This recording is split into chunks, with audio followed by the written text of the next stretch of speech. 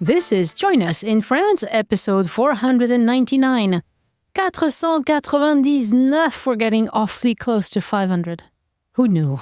Bonjour, I'm Annie Sargent, and Join Us in France is the podcast where we take a conversational journey through the beauty, culture, and flavors of France. Today, I bring you a trip report with Paula Barnes about planning the perfect multi-generational Paris trip. There are a lot of tips and lessons learned in this episode, and you will see that Paula tells it like it is, and that's my favorite kind of content to share because that's what I find most helpful for listeners.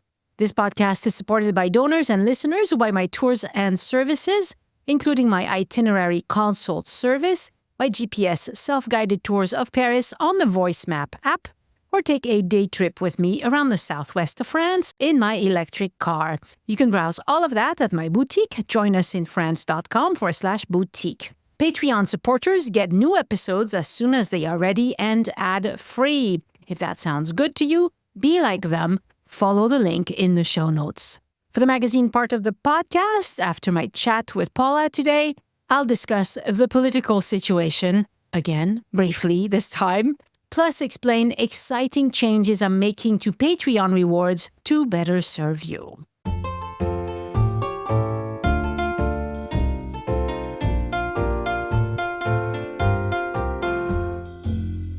Bonjour, Paula Barnes, and welcome to Join Us in France. Bonjour, Annie. Thank you. Lovely to have you. We are going to talk about your 6 days in Paris. It wasn't your first time, but you went with family. So it was a multi-generational adventure in learning, you said. I want to hear all about the learning. There was a lot of learning going on for every one of us, particularly myself. I was the planner. It was, for me, a kind of last-minute trip. I tend to plan trips well in advance. And this one was a little more spontaneous in that Iceland Air put on a good deal, $500 round trip. And so I said, let's go. Started with myself and my youngest child, who was 15, was turning 15 right before we went. And he picked Paris. He said that Parisian food was much better than British food. And so Paris won over London. And then my mother-in-law, we invited her because she had never been to Europe. And so that changed the dynamic a little bit by adding her. And then one of my 21-year-olds decided to join in. And so he's a history buff, and he decided to join in 1 month before we left. And so that added a new dimension to the trip. Sure. So bought the tickets the end of November, and we left in January. So quick trip for us. Right. So January 27th until February 3rd. Yes. Also, it's not the best time of year for weather. Did you luck out?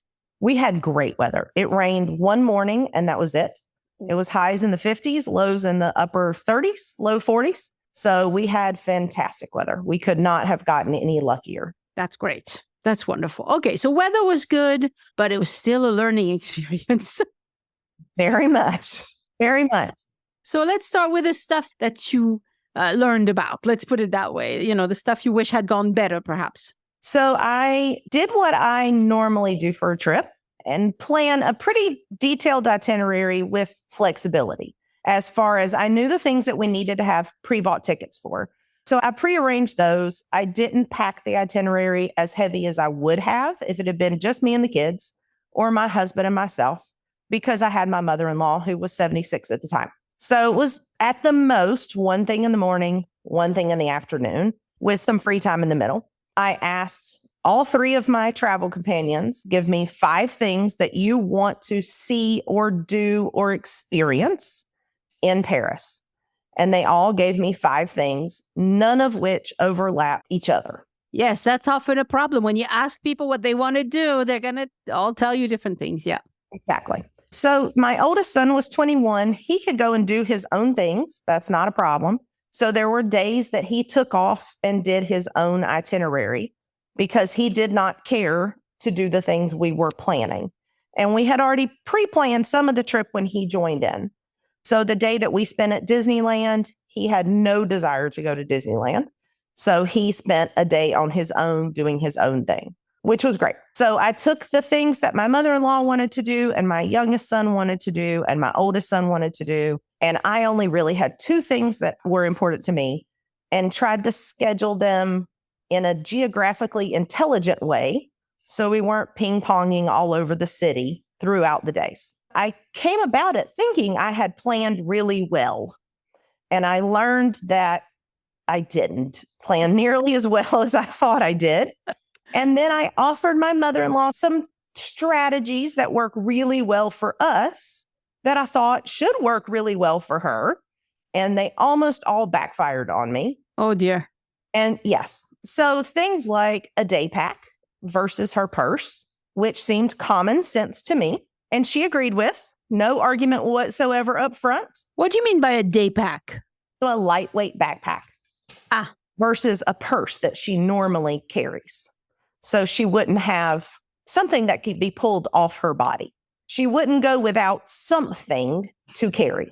She wanted to have something instead of letting me carry things. Okay. So I gave her my little travel backpack, but she didn't tell me until we got to Paris that she had never worn a backpack. Well, she's 76 years old, Correct. you know? Correct. Yeah, fair enough. But she didn't know how to put it on or take it off or adjust the straps or things like that. So, things like that I wish I had known beforehand and not given her different tools that weren't her normal because it didn't work out so well.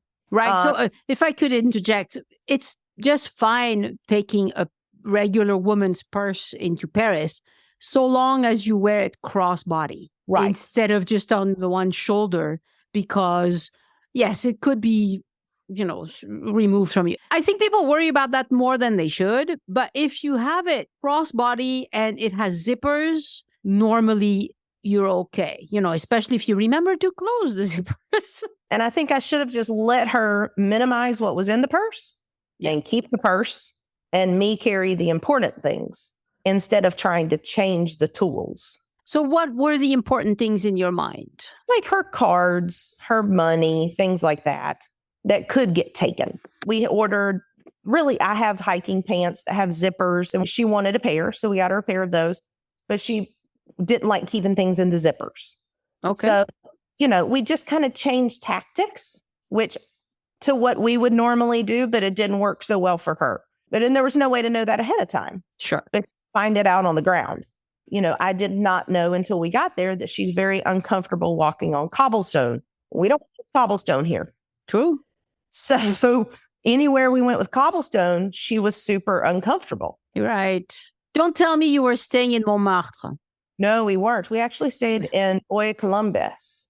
I'm going to pronounce that wrong, but outside of the city. Bois? Yes. Oh, you were outside of the city. We're outside of the city. Oh, that complicates things a lot. It wasn't that bad. It was a quick metro. It was 25, 30 minutes in every morning, 2 stops. So it wasn't a problem in general, but the Gare Saint-Lazare is huge. Yep. And that I didn't realize until we got there. She had never ridden a metro. Aha. She's well traveled in the United States. I just assumed, never asked, my fault, that she had ridden metros. She's never ridden a metro. So when we got there, it was very overwhelming for her. It is. Yeah. And those were all questions I should have asked ahead of time, not made the assumption that she had ridden a metro, having been to 40 of the 50 states. Well, yeah, but if you think about it, there's not very many of the 50 states that have a big metro system. There's not. Maybe Washington, D.C. has a big metro system. Chicago. Yeah, they definitely exist. New York. But, hindsight's a beautiful thing. So having come back now and thinking about her travel, she always traveled with her husband for the most part. And then they do travel club here. And they travel in groups of older retired citizens. And they would travel in groups on big buses. Yeah. So they didn't have to do the metro. So it's just things that never occurred to me. Yeah. I planned in my normal way that I planned and did a very poor job thinking about those things ahead of time, which caused some stumbling blocks along the way and some anxiety on her end and some stress for the rest of us as we're trying to navigate the metro system with her. She doesn't love escalators, which are prominent in the metro system in Paris. Yeah. So she had to master that and kind of conquer that fear. And I had been in Paris in 95, but it happened to be during the time of the metro bombings. So I never rode the metro. Ah. And so I was not familiar with the metro system in Paris, which is very different than a lot of other metro systems in Europe. And so I was unfamiliar with how far down underground the metro system went in Paris. And so that was a learning curve for us all. And we certainly conquered it. We certainly survived it. It made some funny stories later, but we learned a lot. Learned a lot. Yeah. So for people like that, I think, you don't get a redo on this one, but for other people listening, if you're uncomfortable about the metro, and a lot of people would be if they're not used to big cities, then I recommend the bus. The Paris bus system, it can be crowded depending on the hour of the day, but it's very safe. It's very convenient. It will take you just about everywhere you need to go. And if you have any mobility issues at all, the bus is 100 times better than the metro because you only have to take those 2 steps to get into the bus, and then it will drop you off on the surface. And yes, the bus is slower than the metro, but it's also more genteel. It's usually older people that take the bus. And, it's not as startling to people who are not used to big cities. Yeah, I think it was about day 3. My 15-year-old looked at me and he goes, "Hey, Mom." And I said, "Yes." He said, "Do you realize that," he calls his grandmother GB. GB's the only one on the metro with gray hair. Well, yeah, there's a very astute noticing that there, son. There are older people on the Paris metro, but it's unusual. Most people, when they slow down a little bit, they prefer the bus. And so do I for the most part. When I was just in Paris a couple of weeks ago, and I took the metro every time, but it's because I'm in a hurry. I need to get places. I'm there to work. But when you're on vacation, why not? The bus is fine. If it takes you 15 minutes instead of 7 minutes, so what? But it can double your time. Right. And the flip side of it is, it was the first time my youngest had a chance to use the metro system like Paris. So for him, it was honestly one of his favorite parts of Paris, was navigating and figuring out that metro system. And he had the best time puzzling it out on the first day 2. And then he had figured it out. So then on the days that my mother-in-law was just done by 5 o'clock, he could put her on the metro, take her back, and they were fine. Yeah, that's great. Loved it, which was wonderful for me as a parent, because now I know that I could take him to any metropolitan area and he can navigate the metro system. Yeah. So did you stay out of Paris because of budget considerations? Yes. And because we needed 4 beds. And so finding 4 separate beds within the budget was difficult. Yeah. This was part of my mother-in-law's Christmas gift. So it was on my dime. Obviously, my 15-year-old was not going to pay for his way. My 21-year-old paid for his ticket and his entrance fees, but I covered his Airbnb.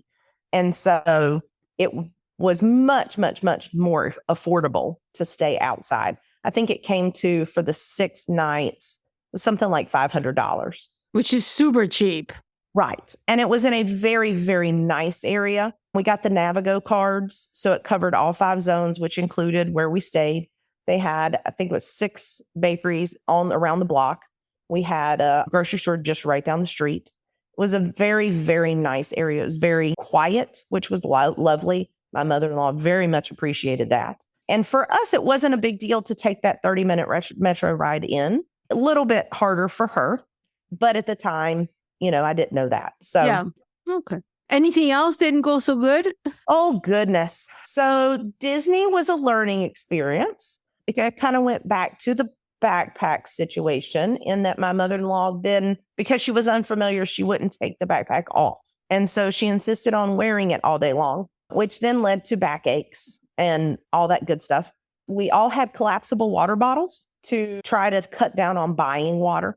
But bless her, she forgot to put the lid on correctly. And so she sat down and squished the water bottle and soaked everything. So we ended up leaving Disney a little early because she was soaking wet. But Disney was fun. It was very different. I'm good not to necessarily go back. We didn't do everything we wanted to do, but that's okay. Anything else not go well? We did quite a few of your walking tours, but we had trouble finishing them because I had people that wouldn't wear earbuds. And so they were bored while Jackson and I, my oldest son and I, loved them. The other two did not love them.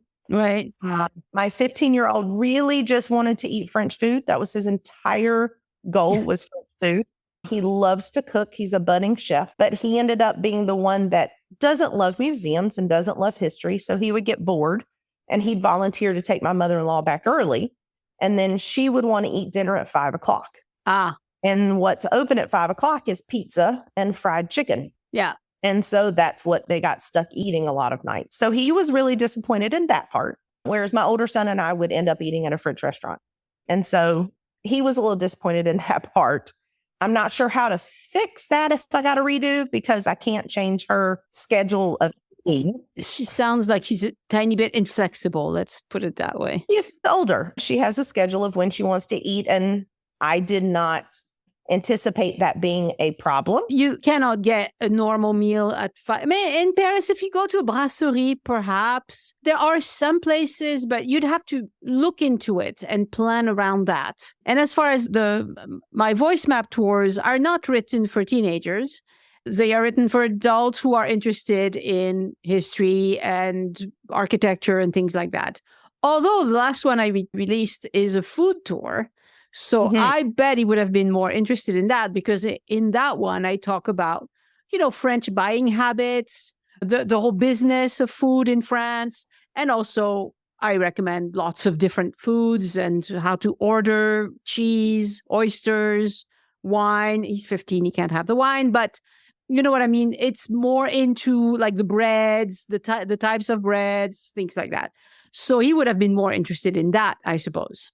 Very much. And we did a food tour and he very, very much enjoyed that. So you did an in-person food tour. We did an in-person food tour. That was I had 2 surprises planned for my mother-in-law. We did a food tour on our very last day and I had a dinner cruise booked, and they canceled the dinner cruise on us the morning of the dinner cruise. Because of high water? They didn't tell me why. They Probably. Just called. We were at Sainte-Chapelle doing the tour there, and they called and said, "Did you get the email?" And I said, "No." And they said, "Well, your dinner cruise is canceled." I had specifically chosen it because it was earlier in the evening. It was a 6:00. And they said, "We're glad to move you to the 9:30. And I knew there was no way my mother-in-law was going to do that. So probably it was not high water. It was just that they hadn't filled up enough. That's kind of what I was figuring. So we ended up getting a refund because there was no way she was going to make it on a 9:30, departing cruise. Yeah. So that got canceled, which was a disappointment because that was one thing she really, really wanted to do. And I'd kind of kept that as a surprise until we got there. But, that is what it is. So I'm trying to think of, are there any lunch cruises around Paris? I'm not sure. Not that I could find. And this was the only one that was early. It also worked well for us because we don't do seafood very well. And this was an Italian one. And so it was lasagna and tiramisu, and everybody in our crowd liked that. Yeah. And it seemed perfect, except that apparently no one else wanted to book it either. Yeah, 6 p.m. is really early for dinner. I mean, French people and most visitors adjust that, staying up a little later to eat. But, I have a brother-in-law who eats at 5 p.m. every day, and he's not that old. Right. And in here, she eats usually 4:30 or 5 is dinner time. And so I kind of assumed we would all adjust. And yeah. But does that mean that she goes to bed at 9? Yeah. Okay. Yeah. Well, then that makes sense. Yes. So that's she wanted to keep that same schedule, which was not how I anticipated things going. Yeah. Several nights it ended up that my youngest took her back to the Airbnb and they just kind of hung out.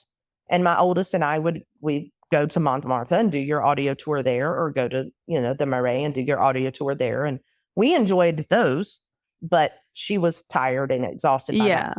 But she didn't want to be left alone either. Yes. It just worked like that. Yeah. Sounds like your husband should have come. He could have kept her company. I've had a couple friends say that, but he and I are planning a 2.5-week vacation in the UK this May. And so he couldn't take any more time off. So yeah. Well, but they also eat later than in the US and the UK, I think. Yes, they do. And he will adjust just fine to that. That's not a problem. That will be just he and I on this trip in That's May. good. That's good. Okay, so what are the things that you actually liked? We've talked plenty about the things that didn't work out. Tell me about the things you liked. We loved the Paris Opera House tour. We did that as a ticketed tour time. And even my youngest did that. My oldest opted not to do that. And we all loved that. Found it very interesting. Our guide was fabulous. It was hilarious to see the number of people who stood around trying to do their own photo sessions in the opera house. As a professional photographer, it was hilarious. But we enjoyed that immensely. It was very interesting. We couldn't get in the actual opera house to start with. And there were several members of the tour who were absolutely horrifically rude to the tour guide. And I just felt terrible for him. But at the end, he ended up getting us into the actual theater.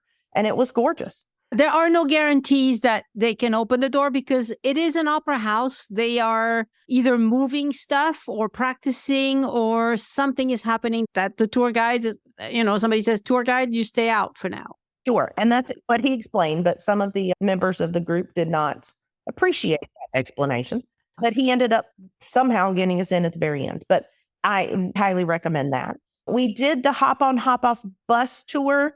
I can't say I'll do that again, but we did enjoy the river cruise that came with it, which was great because our dinner cruise got canceled. So it's nice to have that because I wasn't sure we could actually do that part of it since we had the dinner cruise. But since the dinner cruise got canceled, we definitely did a daytime one and very much enjoyed that. It was a different view because I did not do that when I was there in 95. And it was a very different view of the city than just walking it. Oh, yes. And Paris, it's fantastic. You get a lot of beautiful sights right along the river. Yes. There's also a hop on, hop off boat. It's called bateau bus. And that one is pretty good. But the bateau bus cannot drive you in front of the opera house. Okay. It's too far. So you don't get the same everything, but it's also a good way to do this. Yeah. We very much enjoyed that. Gosh, the other thing, Sainte-Chapelle was lovely. We did not luck up and get a sunny day, but that's, it wasn't raining. It just wasn't super sunny. My children enjoyed the Catacombs. That was one of their things. I did it with them. My mother-in-law opted not to do that. That's a good plan. Yes. So she went to the Museum of the Resistance across the street. Did she like that? She did. She didn't do the whole thing. My children loved it. We afterwards, and there's a VR portion of it, and they spent a good hour in the VR portion. My older son is a major history buff. He loves all things Napoleonic, but he also loves all World War II and World War I. So he absolutely loved that museum. He could have spent all day there. My youngest loved the VR portion. Yeah. So it was the most love he showed a museum in all of Paris. That was great. My mother-in-law loved that it was very clean. And, she felt very safe in there by herself. And then she went over to the cafe and had a coffee and waited for us to finish the Catacombs. Versailles, most of us love Versailles. My youngest, not so much. He was very cute. He never complained. I have to give him credit. He's 15 and he never once complained the entire trip, even with the things he did not like, even with a burst blister on his foot. He never complained the entire trip. But we got to, I think, room 3 or 4 in Versailles, and I paid for audio guides for everybody. And he just very nicely handed the audio guide to me and said, you can just hold on to that. And from now on, you needn't waste your money on these anymore. Okay. And he said, I just don't find it interesting. Yeah. I said, okay, that's fine. It's a different job. If I was to sit down and write an audio guide for 15-year-olds, between 12 and 18, say, you would include very different things. You would have to write it for them. I'm not saying you would have to dumb it down necessarily, but you would have to kind of give it an edge to keep their interest because they're not used to the same stuff we were raised with. No, and if it had stayed just he and I, it would have been a completely different trip. We would have spent very little time inside anything that had museum at the end. It would have been an entirely different trip, but adding my mother-in-law in, which he was very much game for, he loved his grandmother. That added an entirely different dimension. And then adding my older son added a whole nother dimension. which nobody regrets any of it, but it just changed everything. But for people who are going to Paris with teenagers, there are several very good VR experiences in Paris that you can get. The one that I've done is the Éternelle Notre Dame, so Eternal Yes. Notre Dame. And that is stunning. That is just really great. And we talked about doing that, but the boys even said, GB will be bored out of her mind. So let's not do that, because he can actually do it on his Oculus here as well. That's true. You can buy it on the Oculus. That's true. And he said, I can just buy it on my Oculus and do it here and not have to bore, my grandmother for that hour and a half. And I was like, okay, that's your call. Yeah, good point. Good point. See, kids, they're ahead of me, they think. He's very smart. Yes. But, he was very good at Versailles. He very quietly walked through all the buildings and all the rooms and very patiently waited while the rest of us enjoyed it. And then we left the main building and went outside, and he said, so we're done. And I said, oh, sweet child, there's so much more to Versailles than this one palette. Like, there's the whole Hamlets and the other books out there. And he said, we're going to those too. I said, well, I was really hoping to. Yes. And he said, well, you see this bench over here? And I said, yes. And he said, that's where I'll be. If I change locations, I'll send you a map and I'll circle my new location. I said, okay, fair enough. And so he waited very patiently with a leftover piece of baguettes and the birds for about 2 hours while we tramped around the gardens and tried to get in the Hamlets, which we never succeeded in, and went to the Grand Palace and the Petite Palace and explored all of that until we finally felt kind of bad and came back to collect him because he had been waiting out in the windy, brisk weather. Well, and the thing is, if you had asked me, I would have told you not to go to Versailles at all, especially in January, February, because it's not that interesting. I mean, it's grass. You're outside a lot. And that was the number one thing I wanted to do in Paris. But not the right month. But it was, I see your point, but that was only time I could go. So for me, it was the thing I did not get to do when I was there before. And so it was the thing I really wanted to do. So Versailles is extraordinary in June, July, August, September. July and August is going to be very busy, but if you can go even May, June, perfect. But after that, it's boring. Like there's nothing. They can't plant anything. It'll just die because, it's Paris. Yeah, I still would have loved to have gotten into the Hamlets, but the main entrance was closed. We walked all the way back around to the back to the main entrance, and then they put up the sign that said it was closed. Right. So the Queen's Hamlet, you normally only visit it with a tour. Gotcha. I don't know that you can ever walk through it by yourself. Okay, that's good to know. That explains why we couldn't get in. It said that you could enter it through the Petite Palace when we were there, but there was no signage to get. I couldn't figure it. Yeah. So we just kind of gave up and left. But we spent the majority of the day at Versailles. We had tickets for the guided tour at 9:30. We did not make that at 9:30. I couldn't get my people moving fast enough to get there. So what happened? So we let Owen, my youngest, lead the path on the metro that morning, and he took us the wrong direction. And so we went the wrong direction for one stop, which was a couple minutes, not terrible. But then it just took a little longer than we thought. And then we followed the walking directions from the RATP app, which had to have been at least 4 times longer than it should have been. You should get out of the train station and just walk straight down. But it took you back these little pedestrian pathways through neighborhoods. And whoever's listening, do not ever follow the walking directions from the RATP app to get to Versailles. It took almost 45 minutes to walk there. And the crazy thing is there are signs, like you can just follow the signs or the crowds for that matter. I mean, in January, maybe no crowds. We just were following the walking directions from the RATP app. I was like, this is stupid. Why are we walking this far? It has to be a more direct route, but we were already halfway in it. So we got there and it was maybe 9:50. And so I asked the very nice lady, I said, here's the situation. We had 9:30 tickets. Is there a way to join a later group? And she said, no. Okay. So, I asked another person and they said, well, I'm not sure. You have to ask somebody else. And So I asked that person and she literally shut a door in my face. Oof. And I was like, okay, well, I guess not. So I was hoping, given that it was January and there weren't many people, we could join an afternoon guided tour, but Was there one? I'm not sure there's even one.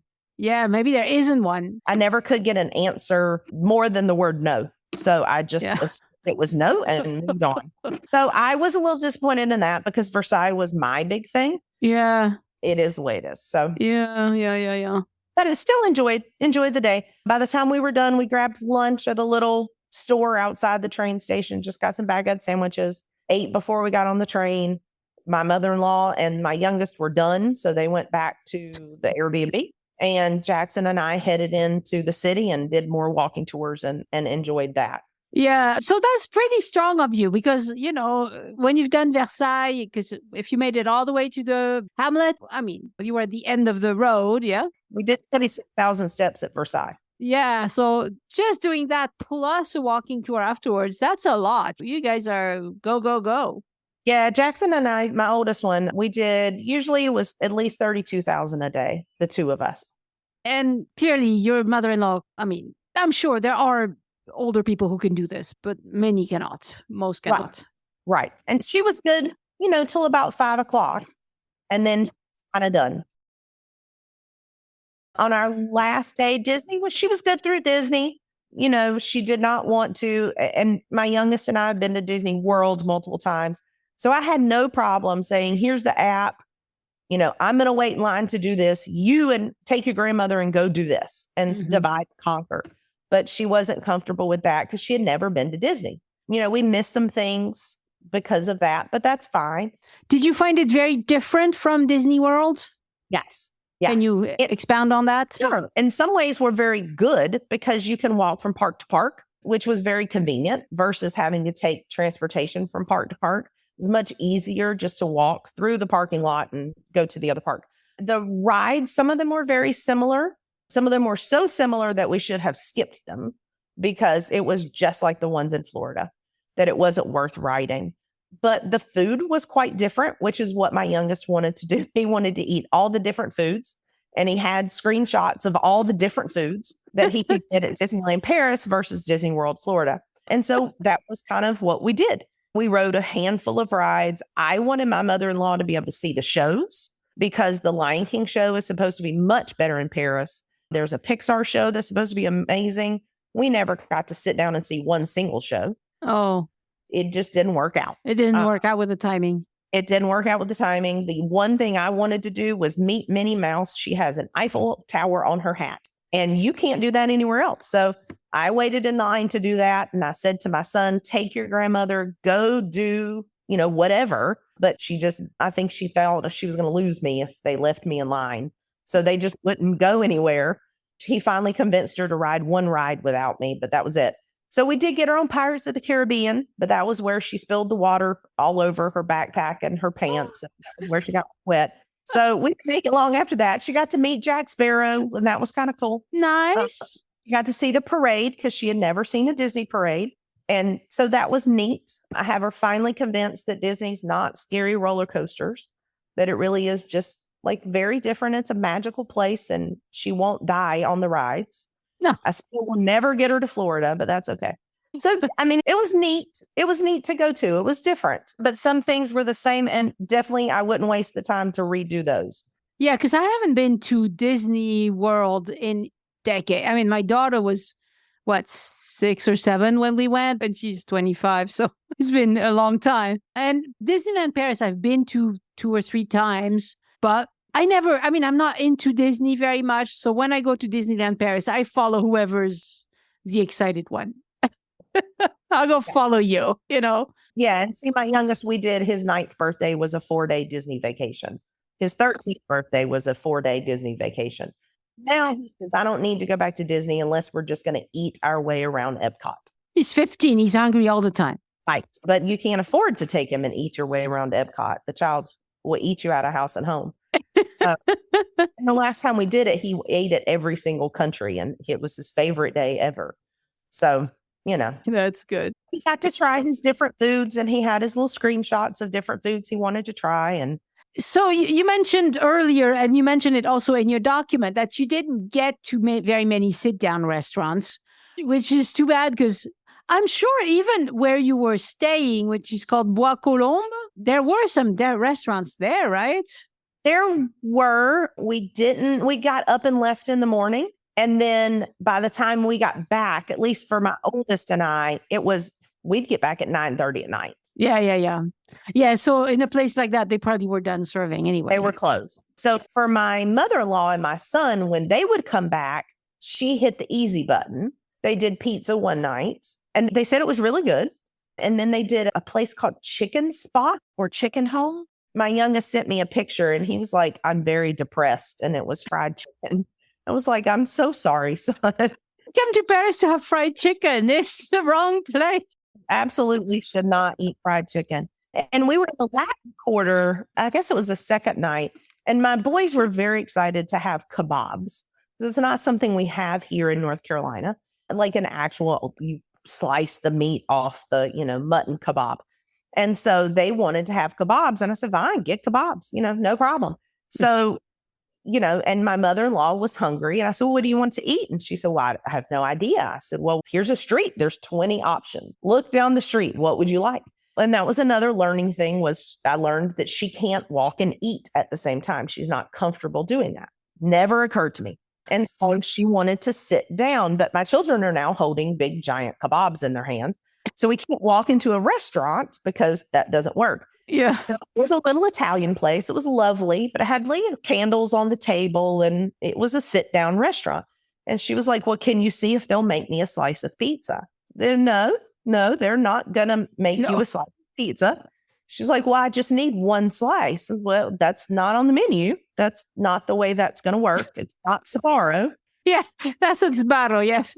Yeah, I mean, it's not going to work. So, but she did a baguette sandwich. So we ended up at Chicken Home. And she had a fried fish sandwich and French fries at Chicken Home.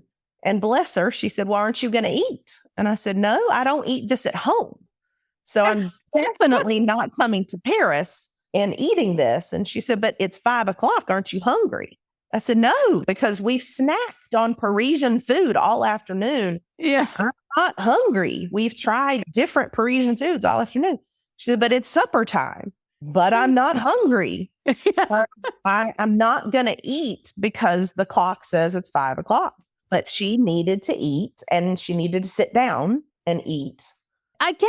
In a way, I can't blame her. Like, I would rather sit down and eat as well. Sure. It's just that she had expectations of things being more similar to her life at home than what she found.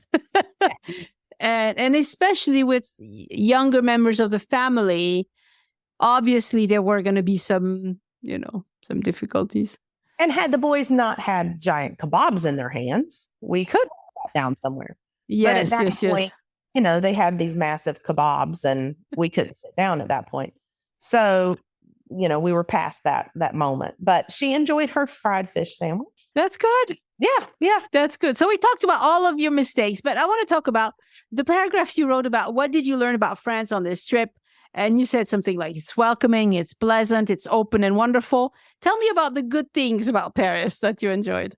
Oh, I love Paris. And I went into this trip thinking I'm going to check Paris off my list and be done. And I can say that I would like to go back. I don't know that I'll convince my husband to go. He's not an urban person at all. But my older son that went with me would love to go back. He and I travel very, very well together because we're both history people. That's what my degree is in. And he's all about Napoleon. Now, I don't want to be drugged through all of the Napoleonic stuff. We can go separate ways. But there are lots of things. Did you go to Les Invalides? Did you see Napoleon's tomb? So the day that we did the hop on, hop off bus tour, he did not want any part of that. So he did that. He actually got stuck in a taxi protest that was dealing with the farmers. Somehow the taxi drivers were supporting the farmers. Some sort of protest. Yeah. Yeah. He was stuck and the police were out and there were bottle rockets or I don't know. Oh, so dear. Riot gear came out and he was running. He made some very interesting texts when he was texting me. I'm trying, but the police have riot gear and it's like, just don't die. We'll wait for you on the bridge. I shouldn't laugh, but it's funny. Oh, I mean, it's like, you're fine. It's good. Just duck and run. But Yeah, he when you survived. see police in riot gear, it's best to walk away. Yeah, just go the opposite direction. We'll be all right. Yeah. It's fine. You'll be all right. So, it didn't really faze me, but it made good stories later. So there are lots of things that I would love to have done that I did not get a chance to do.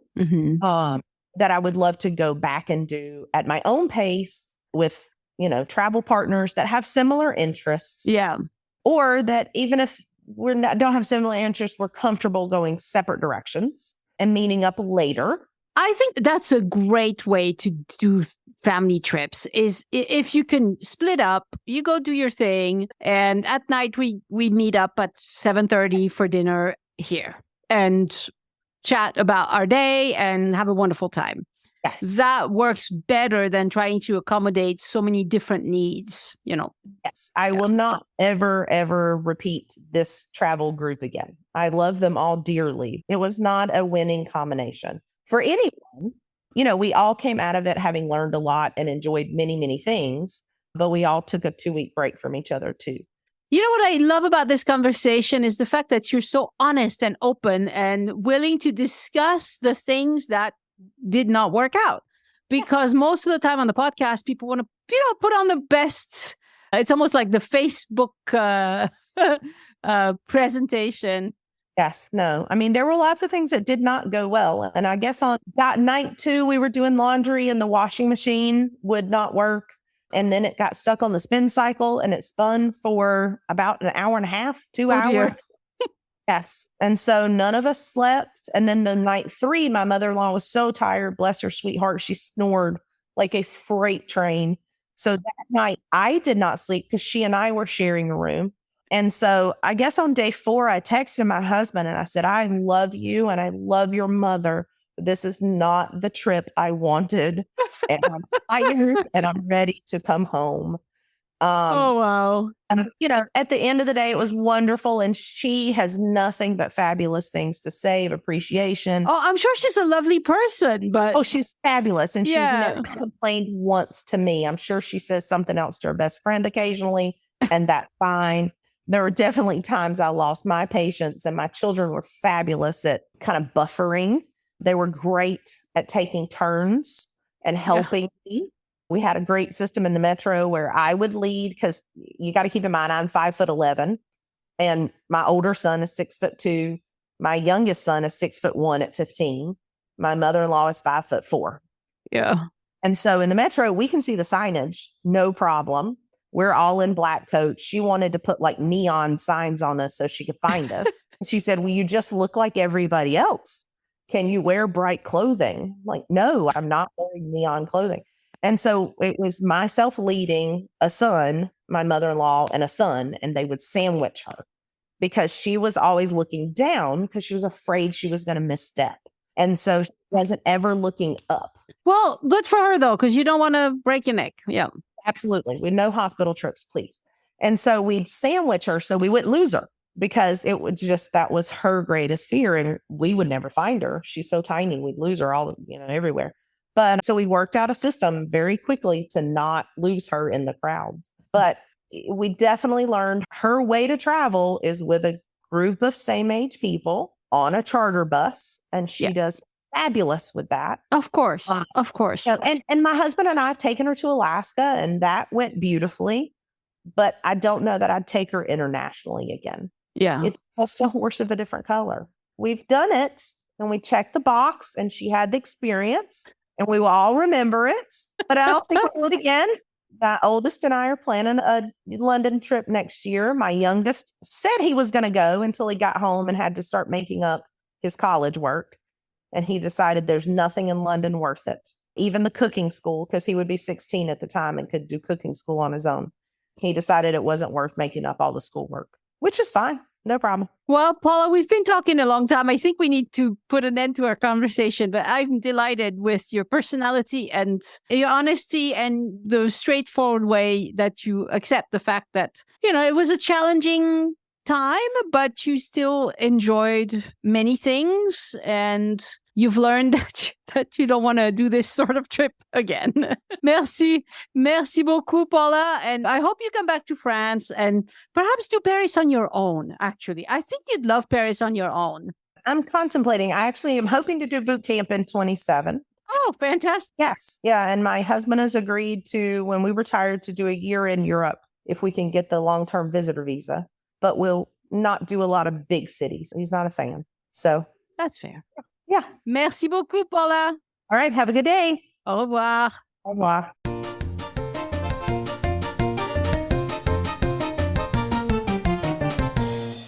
Again, I want to thank my patrons for giving back and supporting this show.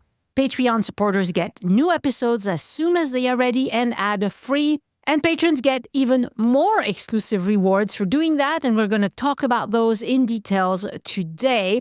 But you can see them at patreon.com/join us, Patreon. Join us, no spaces or dashes.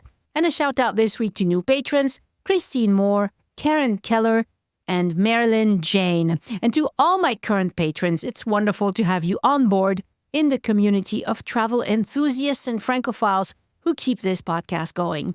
And to support Elise, go to patreon.com/EliseArt, ELYSART.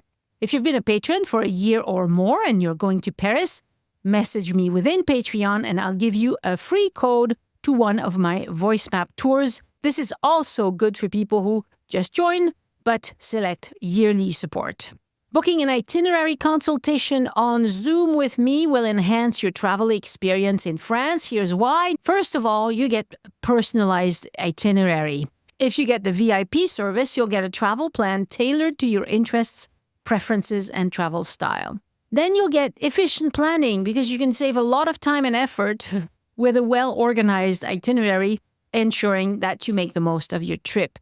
You get my local expertise, of course. You can benefit from my in-depth knowledge of France's nuances, current events, and seasonal activities. It will lead you to stress-free travel. You can receive help with the logistics of your trip, like transportation, ticket bookings, and language barriers. Cultural insights, of course, although you get a lot of that on the podcast, but talking to me directly will enrich your trip with an in-depth knowledge of French history, food, and culture. Dining tips, of course. I will give you recommendations for the best local eateries and tips on navigating French cuisine and real-time support. People who book an itinerary consult with me can get real-time support and advice during their trip if needed. To book an itinerary consult with me, go to joinusinfrance.com/boutique. All right, I'm very excited to announce new Patreon levels to offer you more choices and give me the freedom to switch things up as inspiration strikes. The previous levels were a bit too rigid, and I want to ensure that I can continue to provide you with engaging and diverse content. With these new tiers, you'll receive a specific number of rewards based on your level of support, rather than being locked into specific themes or mediums. If you are a current patron, this does not change much for you. It's just new members that will have to choose between those different tiers. Let's delve into the details. So for $2 a month, you are Le Bleu du podcast. Un bleu is a newbie. This is where you get ad-free podcast feed and you can enjoy new episodes without interruptions. $5 level, you are accro du podcast. That's a faithful listener. Again, they get the ad-free podcast feed. They can join group Zoom meetings. We engage in conversations and connect with fellow patrons. You can also watch the reruns if you're not able to attend. The accro du podcast at $5 a month also get casual convos between me and Elise where we chit-chat. This is where you get to listen to us just being laid back and being spontaneous. This is a Zoom video and gets published once a month, and you also can watch the reruns if you'd like. And then some group chats. I'll start a group chat occasionally where you can all chime in. And group chats are a new addition on Patreon. And then you have a new tier at $10 a month. These are for the groupies du podcast. Les groupies. That's the biggest fan of the podcast. Again, they get the ad-free podcast feed, they get the group Zoom meeting, they get the casual convos, they get the group chats, but they also get 6 extra pieces of content per year. These 6 extra pieces of content are going to be articles, videos, special historical podcast episode. Maybe it'll be a recipe, maybe it'll be a drive I took. I want to be able to be free in what I produce each month because I can't always come up with a brilliant idea for a special historical piece. At the $20 level, you get to the Fou de France level. So that's the crazy Francophile. And we have a couple, I know. I talk to them sometimes. So they get all the previous things: ad-free podcast feed, group Zoom meeting, casual convo, group chats, but they get 8 extra pieces of content per year. You get even more exclusive content tailored just for you. And then the highest level of support is at $50 a month. That's for ambassadeur du podcast.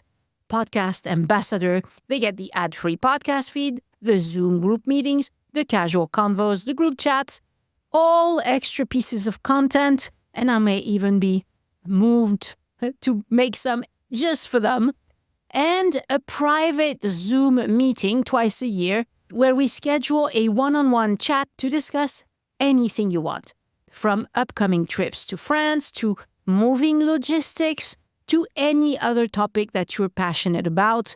I'm putting a limit of twice a year for this because otherwise I'll never have time to do anything else. But I'm going to take extremely good care of my ambassadeur du podcast, of course. I hope these new tiers excite you as much as they do me. Your support allows me to keep creating and sharing the wonders of France with you. And as you can see, I interact with my patrons a lot because they keep the light on. And you can change tiers at any time or cancel your patronage for that matter. And if you select yearly support for any of those tiers, then you get 2 months off, which is an extremely good deal. Merci beaucoup for being part of this journey with me. For the magazine part of the podcast today, I just want to talk briefly about French politics. So there are a lot of things happening, a lot of shenanigans, a lot of back and forth dealings, agreements, things like that. One thing that I didn't know last week, so I didn't explain it to you, is that as per the French Constitution, I thought that on the second round, you would only get to choose between the 2 candidates that got the most votes on the first round, right? Well, that's not how it works, because if you get 12.7% of the vote, then you get to the second round. And so the statisticians are figuring that there's going to be about 100 districts in France where they will have 3 people on the second round. I still think it looks really, really bad for Emmanuel Macron's party, so much so that his Prime Minister, Gabriel Attal, is appearing on all the ads. They've decided that Macron just needs to stop talking because he does come across as very arrogant. And I don't think it's a good idea to ever tell people it's either me or chaos. You know, that doesn't work with people. So what I wish they would do is just say, look, we offer a more centrist, reasonable path. And here is why we are worried about the people to our left and the people to our right. This whole demonization of the extreme right, I don't think it's going to work. Honestly, I don't think it's going to work. But time will tell. I am going to stay in France until the vote is all done. I'm eager to go back to my beach walks, but I'm staying in France until we are done voting. And I think on the 7th of July, I will go vote first thing in the morning and then head out to Villanova in Spain for a few more days in the sun. Many thanks to podcast editors Anne and Christian Codovan, who produced the transcripts. Next week on the podcast, it'll be episode 500. Can you believe it? I mean, honestly, I never thought I'd get to 500. The reality is, if I hadn't gotten so much support from people who become patrons, who buy my services, my tours, it would have had to stop because, you know, I have bills to pay just like you do. So I'm delighted that I'm getting to 500 episodes, and it's going to be about movies to watch before a trip to France with Elise, of course. We are keeping it light and conversational as much as possible because she does like her movies. Really, really likes her movies. And remember, patrons get an ad-free version of this episode and every episode going forward. Click on the link in the show notes of this episode to be like them. Thank you so much for listening, and I hope you join me next time so we can look around France together. Au revoir. The Join Us in France Travel Podcast is written, hosted, and produced by Annie Sargent and copyright 2024 by Addicted to France. It is released under a Creative Commons Attribution, Non-Commercial, No Derivatives license.